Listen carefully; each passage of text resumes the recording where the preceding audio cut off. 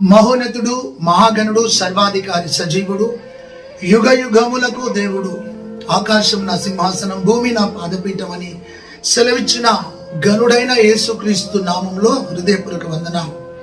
నేను అల్ఫా, నేనే ఒమేగా, ఆది నేనే, అంతం నేనే అని వాగ్దానం చేసిన వాడు నా యేసయ్య.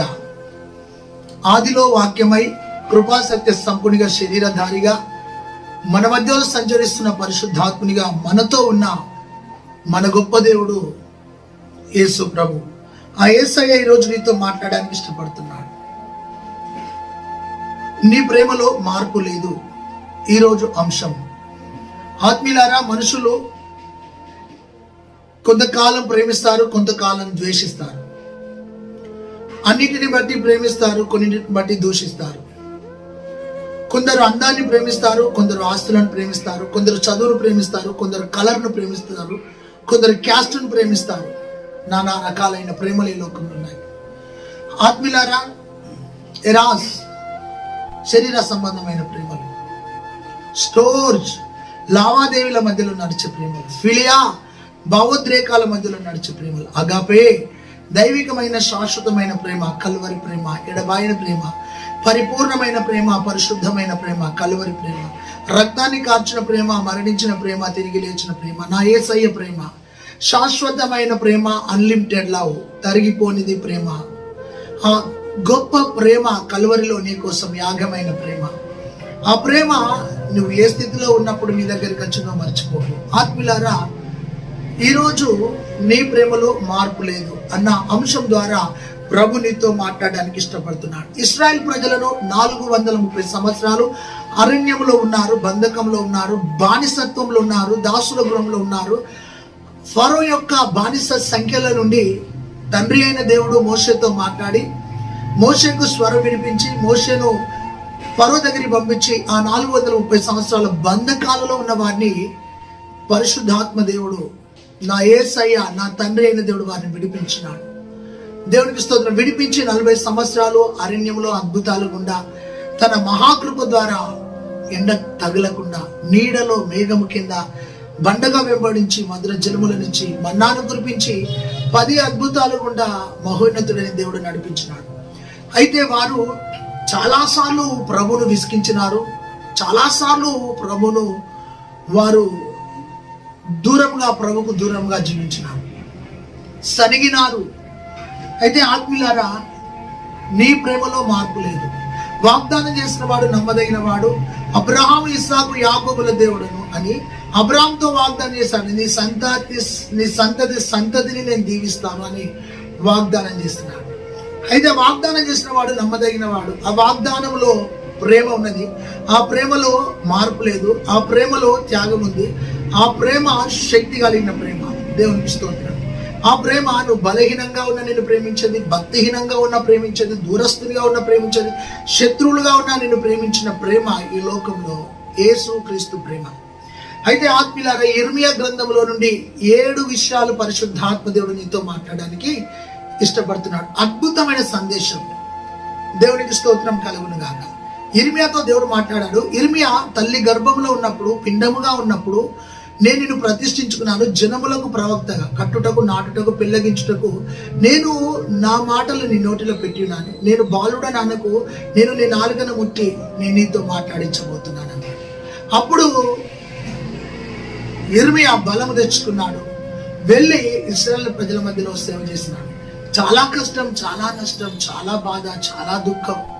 మొండి ప్రజలు, వినని ప్రజలు, దూరంగా ఉన్న ప్రజలు, కోరికలకు అలవాటైన ప్రజలు మహిమను విడిచిపెట్టినారు, దేవుని విడిచిపెట్టినారు, ఇష్టానుసారంగా జీవించినారు. అయినప్పటికీ వారి మీద ఎంతో కనికరం చూపినాడు, కృప చూపినాడు, వాత్సల్యం చూపినాడు, ప్రేమను చూపినాడు, తన మహిమను కుమరించినాడు. దేవునికి మహిమ కలుగును. ఆత్మీయులారా, అయితే అక్కడ ఇర్మియా గ్రంథంలో నుండి అనేక హెచ్చరికలు వారిని చేసినాడు. అనేక బలహీనతలను, వారిలో ఉన్న బలహీనతలు ఎత్తి చూపినాడు. ఎత్తి చూపి ఒక గొప్ప మాట అన్నాడు. ఆ గొప్ప మాటను మనం ధ్యానించుదాం. అయితే వారిని ఎత్తి చూపి ఏమన్నాడంటే, మొదటి బలహీనత, వాళ్ళలో ఉన్న బలహీనత ఏంటంటే, ఈరోజు మన అంశం ఏంటంటే, నీ ప్రేమలో మార్పు లేదు. అయితే చూడండి, వీరిలో అనేక రకాల బలహీనతలు ఉన్నాయి, అనేక రకాలుగా పడిపోయినారు, అనేక రకాలుగా దేవుని ఆయాసపరిచినారు, అనేక రకాలుగా దేవుని దుఃఖపరిచినారు. అయినా ప్రభు వారిని కటాక్షించి నడిపించినాడు. ఇర్మియా గ్రంథం 2వ అధ్యాయము 7వ వచనం, 8వ వచనం, 9వ వచనంలో వాగ్దాన దేశంలోనికి వారిని తీసుకొని వెళ్ళి వాగ్దాన దేశంలో ఉన్న ఫలభరితమైన జీవితాన్ని వారికి ఇచ్చినప్పుడు ఆ దేశంలో దేవుని ఘనపరచవలసిన ఇశ్రాయేల్ ప్రజలు ఆ దేశమును అపవిత్రపరిచి దేవుడిచ్చిన స్వాస్థ్యమును హేయమైనవిగా చేసినారంట. వాగ్దాన దేశాన్ని అపవిత్రపరచి దేవుడిచ్చిన స్వాస్థ్యమును ఏం చేశారు తెలుసా? హేయమైనవిగా చేసినారు. వాగ్దాన దేశం పాలు తేనెలు ప్రవహించే దేశం, సస్యశ్యామలమైన దేశం, దేవుని మహిమతో కప్పబడిన ఆ దేశాన్ని వీరు ఆ యొక్క కనాను దేశాన్ని ఏం చేశారంటే అపవిత్రపరిచినారు. చూడండి ఆత్మీయులారా, దేవుడు వాగ్దానం చేసి ఫలభరితమైన జీవితాన్ని సారవంతమైన నేలలో, సమృద్ధి అయిన పంటలో వారిని బ్రతుకుమని వాగ్దాన దేశానికి పంపిస్తే వారు చేసిన పని తెలుసా? వాగ్దాన దేశాన్ని అపవిత్రపరచి దేవుడిచ్చిన స్వాస్థ్యమును హేయమైనవిగా చేసినారు. ఎంత భయంకరమైన పరిస్థితి అంటే ఆత్మీయులారా, వాగ్దాన దేశంలో పరిశుద్ధతను కాపాడుకోవాలి. మానసిక పరిశుద్ధత, ఆత్మీయ పరిశుద్ధత, శరీర పరిశుద్ధతను కాపాడుకొని పరిశుద్ధంగా బ్రతకవలసిన ఇశ్రాయేల్ ప్రజలు వాగ్దాన దేశంలో ఆ దేశాన్ని అపవిత్రపరిచి అపవిత్రులైపోయి అపవిత్రమైన క్రియలకు అడక్ట్ అయి దేవుడిచ్చిన స్వాస్థ్యమును వారు హేయపరిచి ఇష్టానుసారంగా జీవించడానికి ఈడవబడ్డారు. ఆత్మీయులారా, వారిలో ఉన్న బలహీనత ఏమంటే మానసికంగా బలహీనులైపోయారు, ఆత్మీయంగా బలహీనులైపోయారు, దేవునికి దూరం అయిపోయారు, వాగ్దాన దేశాన్ని అపవిత్రులైపోయినారు. పరిశుద్ధతను కోల్పోయి, నమ్మకత్వాన్ని కోల్పోయి, యథార్థతను కోల్పోయి, ఆత్మీయతను కోల్పోయి, ప్రార్థన జీవితాన్ని కోల్పోయి, విశ్వాసాన్ని కోల్పోయి అపవిత్రమైపోయి బ్రతుకుతున్నారు. ఈరోజు సహోదరి, సహోదరుడా, దేవుని సన్నిధిలో నీవు పరిశుద్ధతను కాపాడుకో. నీ పరిశుద్ధతను తాకట్టు పెట్టకో. నీ పరిశుద్ధతను కాపాడుకో. నీ పరిశుద్ధత ఎక్కడ తాకట్టు పెట్టావో, నీ పరిశుద్ధత ఎక్కడ మమ్మైపోయిందో, నీ పరిశుద్ధత ఎక్కడ మలినమైపోయిందో, నీ పరిశుద్ధతను కాపాడుకో. ప్రభువే నిన్ను దర్శిస్తున్నాడు. ఒకవేళ అపవిత్రమైనవా, అపవిత్ర కార్యాలకు లోనైనావా, అపవిత్రమైనవి ప్రేమిస్తున్నావా, అపవిత్రమైనవి మనసులోకి దూరి, నీ హృదయంలోనికి దూరి నేను పాడు చేసినాయేమో, వారు వాగ్దాన దేశాన్ని అపవిత్రపరిచిన అపవిత్రులు. పరిశుద్ధత ఏమైపోయింది?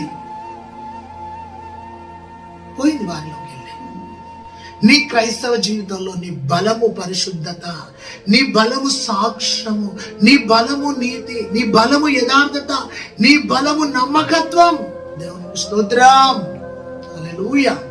రెండోదిగా చూస్తే వారిలో ఉన్న బలహీనత, ఇర్మియా గ్రంథం 2వ అధ్యాయము 13వ వచనం నుండి 15వ వచనం వరకు, జీవము కలిగిన దేవుని త్రోసేసి బద్దలైన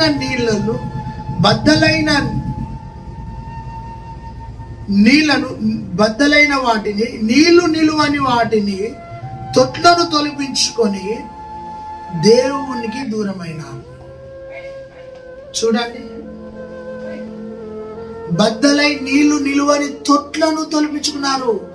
జీవము కలిగిన దేవుని విసర్జించి, జీవ జలములనిచ్చే దేవుని విసర్జించి, జీవాధిపతి జీవ ప్రదాత అయిన దేవుని విడిచిపెట్టి వీళ్ళు బద్దలై నీళ్లు నిలువని తొట్లను తొలగించుకొని ఈటిలోనే మేము బ్రతుకుతామని దేవునికి ఆయాసమైన జీవితం.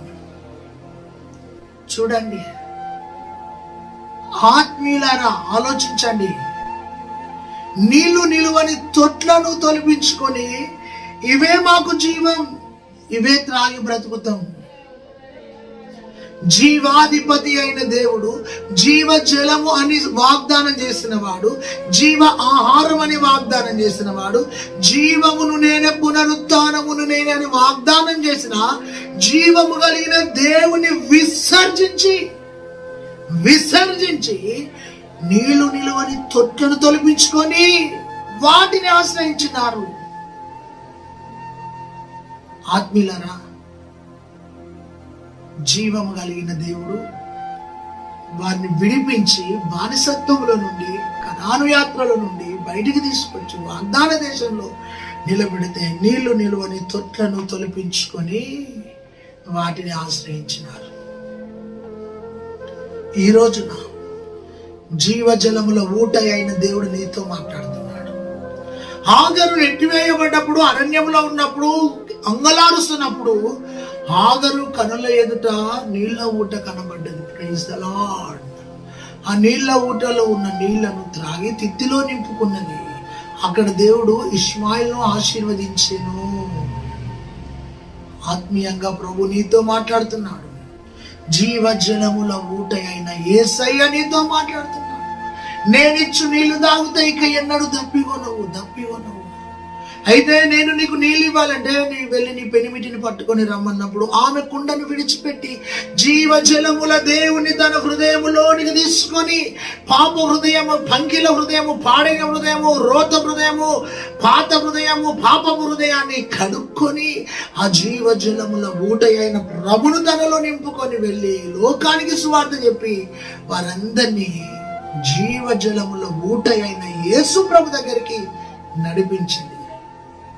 అయితే ఇశ్రాయేలు విమోచించబడిన వారు, ఏర్పరచబడిన వారు, వాగ్దాన ప్రజలైన వారు, ఎర్ర సముద్రమును దాటిన వారు, యోర్దానును దాటిన వారు, ఎరికో కోటలు కూలగొట్టిన వారు, వాగ్దానం చేయబడిన వారు జీవజలముల ఊటనైన ప్రభును విసర్జించి నీళ్లు నిలువని తొట్లను తొలగించుకొని బ్రతుకుతున్నారు. ఈరోజు నీ ఆత్మీయ జీవితాన్ని తొంగి చూసుకో. ఎలాగున్నావు? ఇశ్రాయేలు ప్రజలు అపవిత్రమైపోయారు, దేశాన్ని అపవిత్రపరిచారు. ఇశ్రాయేలు ప్రజలు జీవజలముల ఊటను విసర్జించి నీళ్లు నిలువని తొట్లను తొలగించుకొని వాటితో దాహం తీర్చుకోవాలనుకున్నారు. నీ దాహము తీరేది పాపము ద్వారా కాదు, కోరికల ద్వారా కాదు, ఆశల ద్వారా కాదు, ఆశయాల ద్వారా కాదు. నీ దాహము తీరేది వాక్యము ద్వారా నీ ఆత్మీయ దాహం తీర్చబడునుగాక. హల్లెలూయా. ఆయన వాక్యము పానీయ భాగమైనది. దేవునికి స్తోత్రం. హల్లెలూయా.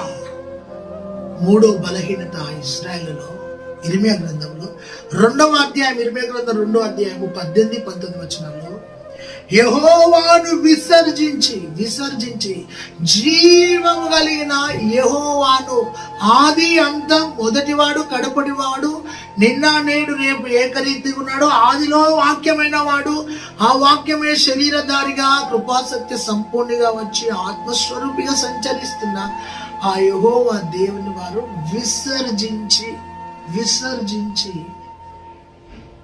చావును కోరుకున్నారు, శ్రమను కోరుకున్నారు.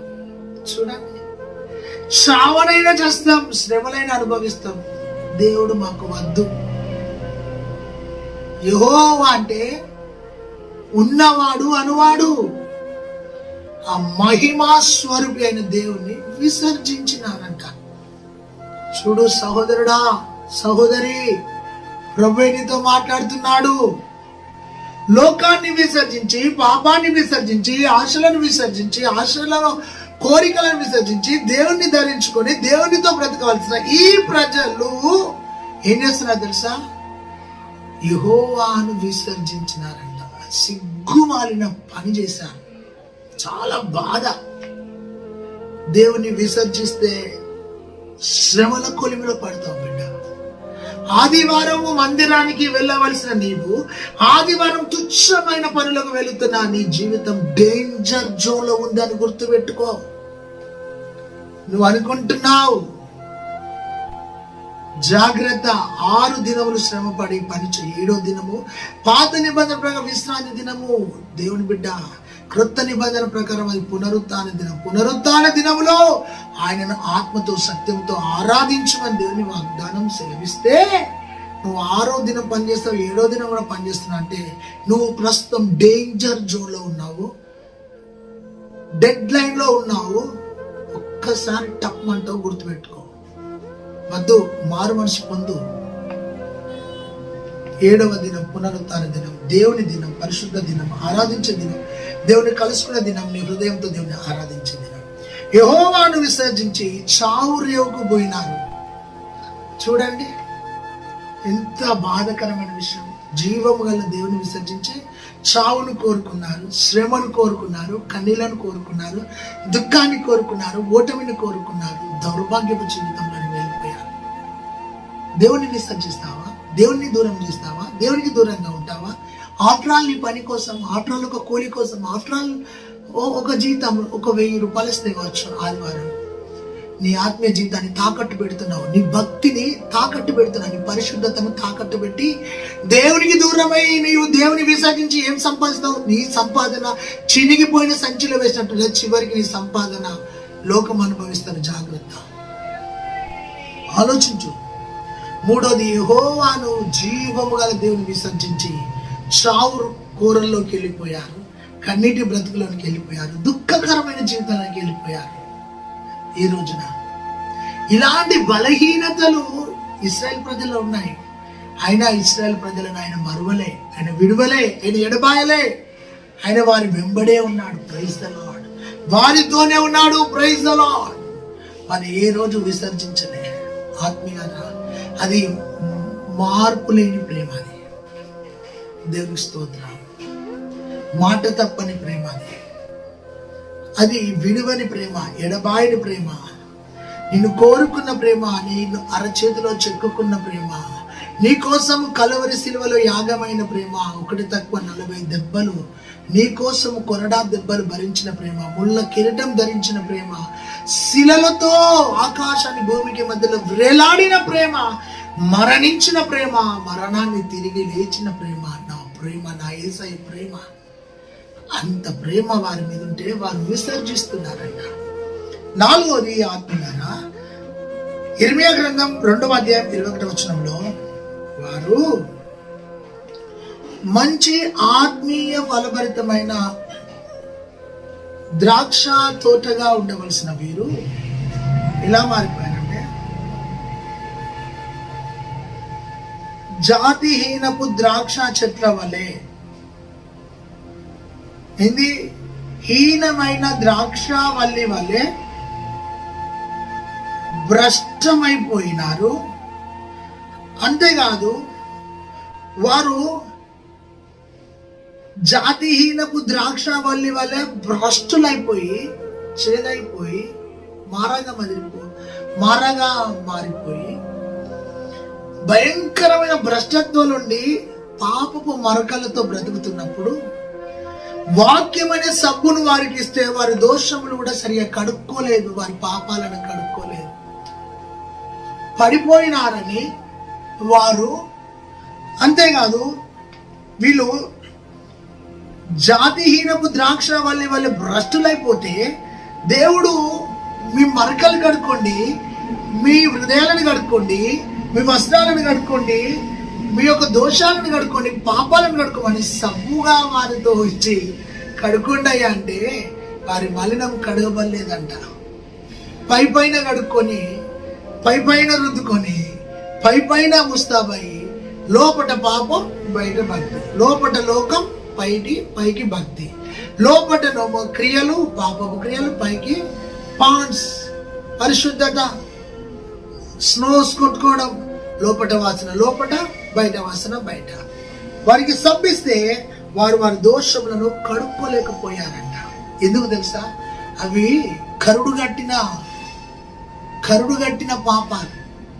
వాక్యంతో కడుక్కో అని సబ్బు అనే వాక్యాన్ని ఇస్తే వారు కడగబడలేదు, కడుక్కోలేదు. నా ప్రియమైన ఆత్మీయులారా, ఇలాంటి బలహీనతలు ఇశ్రాయేలు ప్రజల్లో ఉన్నాయి.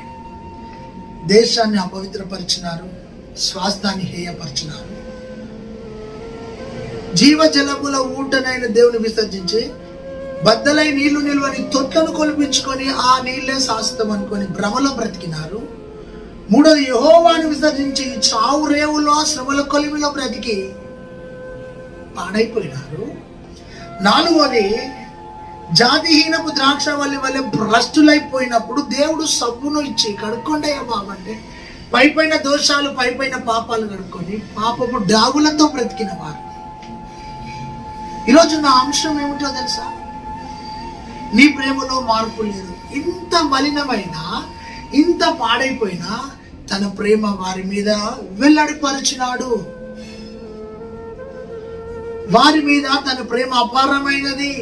దేవునికి స్తోత్రం, హల్లెలూయా, ప్రైజ్ ది లార్డ్. ఐదవ బలహీనత,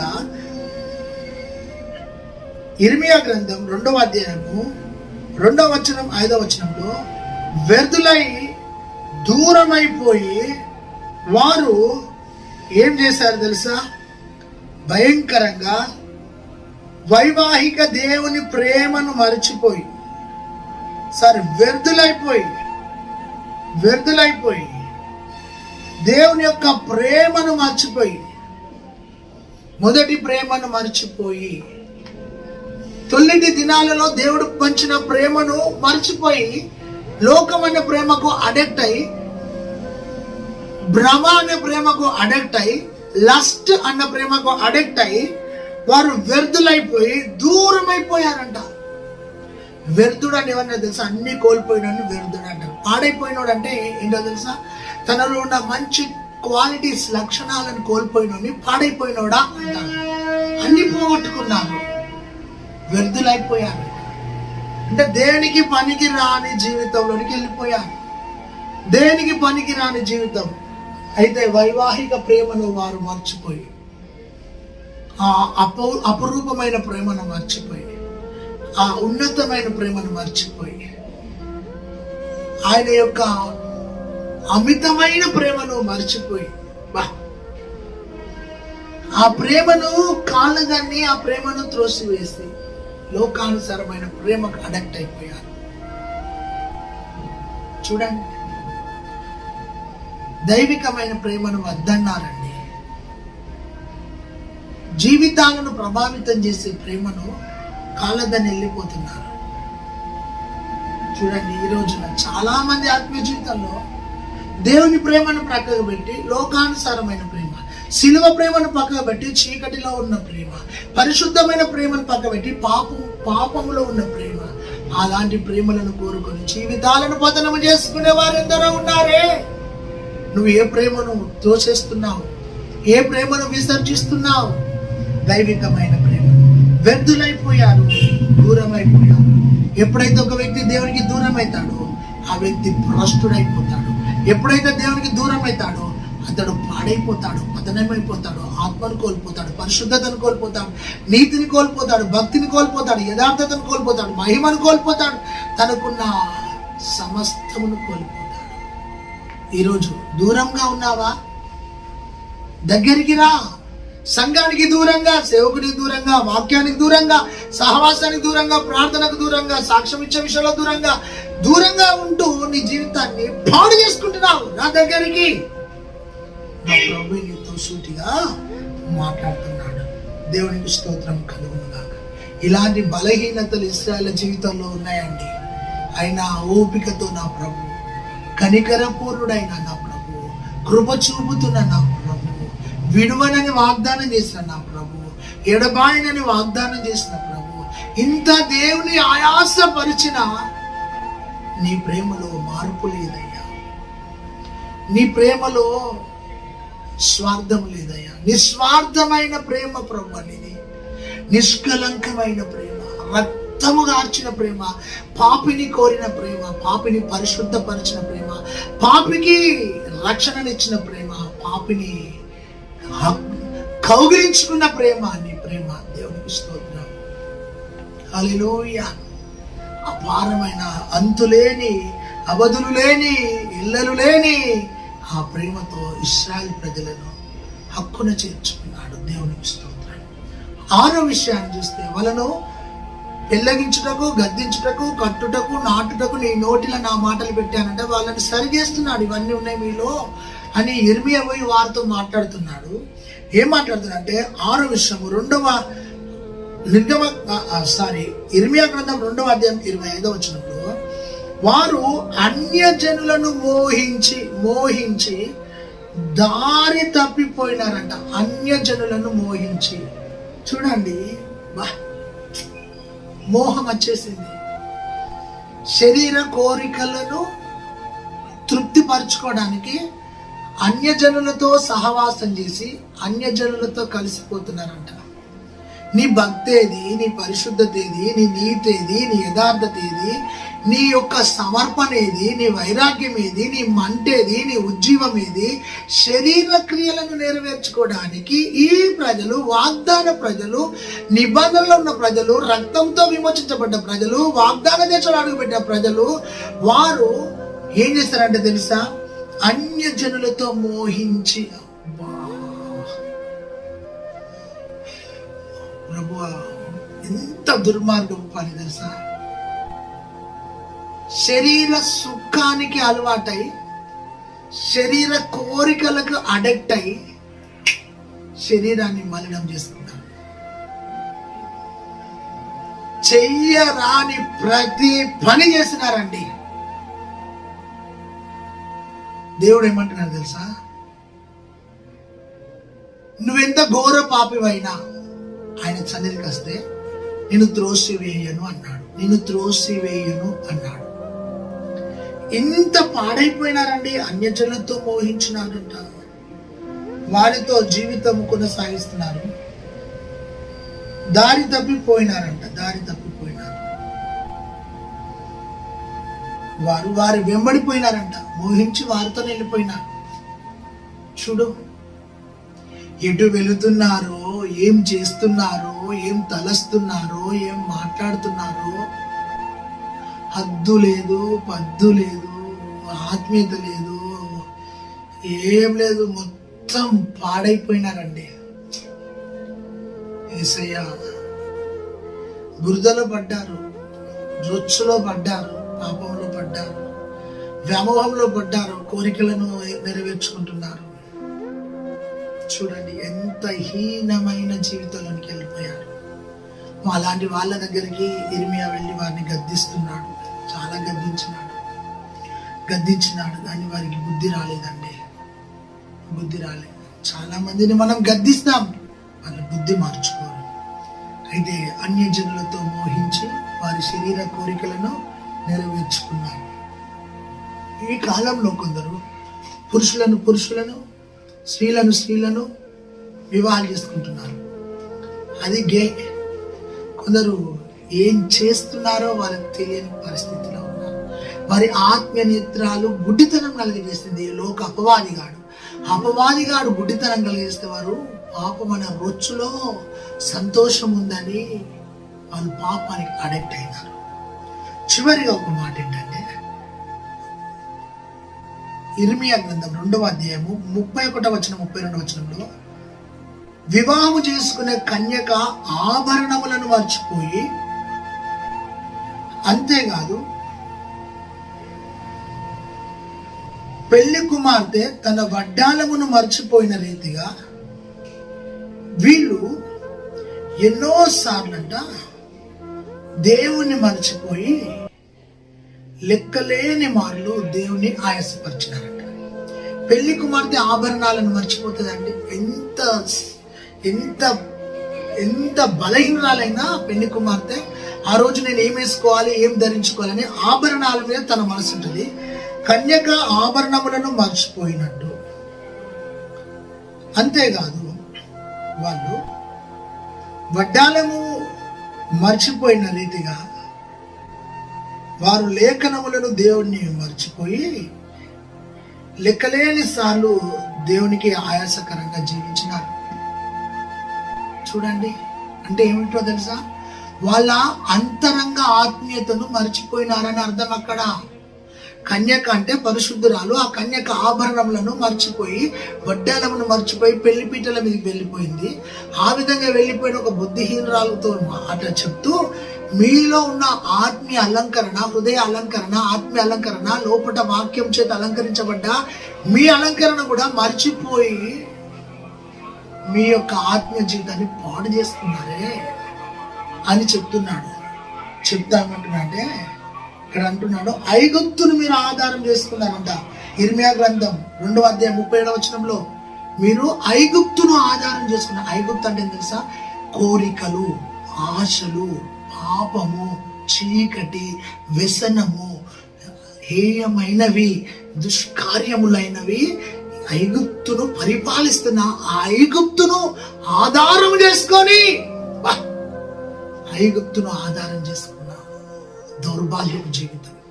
ఆ ఐగుప్తును ఆధారం చేసుకుని ఆ ఐగుప్తులో ఉన్న సుఖభోగాలకు అడిక్ట్ అయినారంట. అయ్యో చూడు, ఏమైంది వారి పరిశుద్ధత, ఏమైంది వారి ఆత్మీయత, ఏమైంది వారి భక్తి, ఏమైంది వాగ్దానం, ఏమైంది వారి నీతి, ఏమైంది వారి యథార్థత, ఏమైంది వారి సమర్పణ, ఏమైంది వారి వైరాగ్యం అంటే మొత్తం డెడ్ లైన్ జీరో.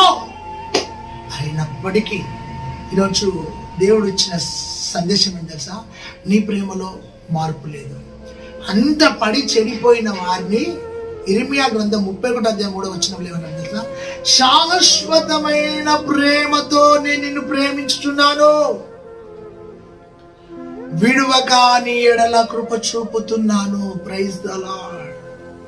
శాశ్వతమైన ప్రేమ, పరిపూర్ణమైన ప్రేమ, నిన్ను మరువని ప్రేమ, ఎడబాయని ప్రేమ, ఎత్తుకున్న ప్రేమ, నీ కోసం రక్తము గార్చిన ప్రేమ, సిలువనెక్కిన ప్రేమ, కొట్టబడిన ప్రేమ, మరణించిన ప్రేమ, తిరిగి లేచిన ప్రేమ, శాశ్వతమైన ప్రేమతో నేను నిన్ను ప్రేమించుతున్నాను కనుక విడువక నీ ఎడల కృప చూపుతున్నాను అన్నాడు. ఇంత పాడైన తన ప్రేమలో మార్పు లేదు. అయితే ఈరోజు నీ ప్రేమలో మార్పు లేదని మాట్లాడుతున్నా నా ప్రభు సన్నిధిలో ఈ వాక్యం వింటున్న ప్రియ సహోదరి సహోదరుడా, నీవు లోకానుసారమైన ప్రేమలో పడిపోయినావేమో. ఆ ప్రేమలోకి వెళ్ళి బయటికి రా. ఐగుప్తు అనే కోరికలను ఆధారం చేసుకొని బతుకుతున్నావు, నువ్వు బయటికి రా. నీళ్లు నిలువని తొట్లను, లోకాన్ని ఆధారం చేసుకొని బతుకుతున్నావు, బయటికి రా. ఈరోజు ప్రభువే నీతో మాట్లాడుతున్నాడు. హల్లెలూయా. రాబాలా రానామా సకలరియా. ఈరోజు ఎక్కడ కట్టబడ్డావో, ఎక్కడ బంధించబడ్డావో, ఎక్కడనైతే పాపంలో జారిపోయావో, ఎక్కడైతే కోరికలకు అడిక్ట్ అయ్యావో, అక్కడి నుంచి బయటికి రా. ఈరోజు యేసు నామంలో లే. నీ మనసులో ఉన్న పాపాన్ని గడుగు, నీ అంతరంగంలో ఉన్న పాపాన్ని గడుగు, నీ జీవితంలో ఉన్న రహస్య పాపాలను గడుగు. నీ కళ్ళతో, చూపుతో, ఆలోచనతో, చెవులతో వింటున్న అంతరంగంలో చేస్తున్న పాపాల నుండి విడుదల పొందు. నీతోని మాట్లాడుతున్నాడు. వారు అన్యజనులను మోహించి వారి వెంబడి వెళ్ళిపోయినారంట. అయ్యయ్యో, వెలుగు చీకటి పొత్తు లేదు కదా, అయితే విశ్వాసికి అవిశ్వాసికి జోడు లేదు కదా. అలాంటి ఆ జీవితంలోకి వెళ్ళిపోయిన శాశ్వతమైన ప్రేమ ఈరోజు నేను ప్రేమిస్తున్నాడు చెల్లి, ఈరోజు నేను ప్రేమిస్తున్నాడు తల్లి, ఈరోజు నేను ప్రేమిస్తున్నాడు బ్రదర్, ఈరోజు నేను ప్రేమిస్తున్నాడు అమ్మా. అమ్మా నిన్ను ప్రేమిస్తున్నాడు. నువ్వు ఎంత దూరంగా ఉన్నా, ఎంత బలహీనంగా ఉన్నా, ఎంత పాపంలో ఉన్నా, ఎంత లోకంలో ఉన్నా, ఎంత శాపంలో ఉన్నా, ఎంత కీడులో ఉన్నా, ఎంత రోగంతో ఉన్నా, ఎంత వ్యసనంలో ఉన్నా, నిన్ను ప్రేమిస్తున్నాడు ఆయన. నీ ప్రేమలో మార్పు లేదయ్యా. ఆ ప్రేమతో నన్ను నింపయ్యా, ఆ ప్రేమతో నన్ను తాకయ్యా, ఆ ప్రేమలో నన్ను నాయనా స్థిరపరచయ్యా. నీ ప్రేమ నాకు కావాలయ్యా. నీ ప్రేమ ఎంతో ఎత్తైనది, లోతైనది, వెడల్పైనది అయ్యా. నీ ప్రేమకు అవధులు లేదు ప్రభా. ప్రేమ నాకు కావాలి ప్రభా. అయ్యా నీ ప్రేమతో నన్ను దర్శించను. ఒక్కసారి కళ్ళు మూసుకో. మహాపరిశుద్ధుడమైన దేవా యేసయ్యా, నీ ప్రేమలో మేము స్థిరపరచబడి, నీ ప్రేమలో మేము సాగిపోవడానికి సాయం చేయండి. ఇన్ని బలహీనతలున్నా శాశ్వతమైన ప్రేమతో నేను ప్రేమిస్తున్నాను గనక విడువక నీ ఎడల కృప చూపుతున్నానన్న దేవా, నీ కృప మాకు కావాలయ్యా, నీ ప్రేమ మాకు కావాలయ్యా, నీ సన్నిధి మాకు తోడై ఉండాలయ్యా. మేము పాపులము, నీచులము, దౌర్భాగ్యము, ఎన్నికలేని వారు, దూరస్తులము నాయన. నీ రక్తముతో సన్నిధి చేయబడి నీ వారసులుగా మారినామయ్యా, నీ స్నేహితులుగా మారినామయ్యా, నీ ఇంటి వారిగా మారినామయ్యా, నీ వ్యవసాయం అయిపోయినామయ్యా. అయ్యా, నీ కృపతో మమ్మల్ని జ్ఞాపకం చేస్తూ బలపరచునని. ఎంత బలహీనులైనా బలపరిచే దేవుడవయ్యా. మా బలహీనతలన్నీ శిలువ రక్తంతో కొట్టివేసి నీ ప్రేమలో మమ్మల్ని స్థిరపరచమని యేసు నామములో ప్రార్థిస్తున్నాం తండ్రి, ఆమేన్. తండ్రి, కుమార, పరిశుద్ధాత్మ త్రియేక దేవుని ప్రేమ, కృప, సమాధానం సదాకాలం తోడైనను గాక. Amen. God bless you. Praise the Lord. ఈ వాక్యం నీకు నచ్చితే మరొకసారి విను. ఈ వాక్యాన్ని నెంబర్ వేసుకుని ఇతరులకు షేర్ చేయి. చక్కని కామెంట్ పెట్టు. దేవుడు నేను దీవించును గాక. ఆమేన్. Praise the lord.